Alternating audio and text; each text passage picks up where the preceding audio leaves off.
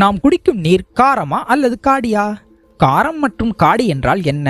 சரி, அதற்கு முன் நாம் அன்றாடம் பயன்படுத்தும் ஒவ்வொரு நீரிலும் என்ன அளவு காரக்காடி தன்மை இருக்கிறது என்பதை பார்ப்போமா?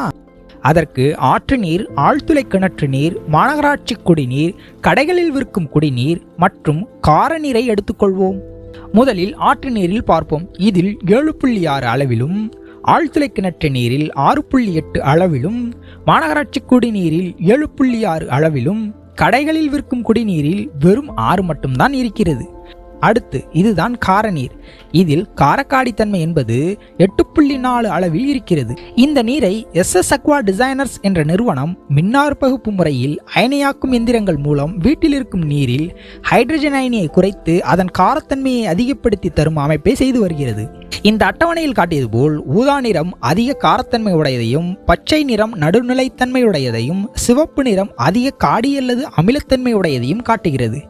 நீரில் ஹைட்ரஜன் அயனியின் செறிவு குறைவாக இருந்தால் அது காரத்தன்மை உடையது என்றும், ஹைட்ரஜன் அயனியின் செறிவு அதிகமாக இருந்தால் அது காடி அல்லது அமிலத்தன்மை உடையது என்றும் கூறப்படுகிறது. காரக்காடித்தன்மை ஒவ்வொரு பொருளிலும் வேறுபடும். மின்கலனில் 1, வயிற்றில் 1.5 3.5, பாலில் 6, நம் குருதியில் 7.4 இருக்கிறது.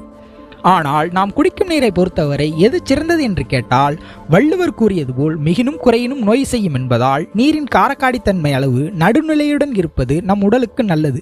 அதுவும் இயற்கையாக கிடைத்தால் மிகவும் நல்லது.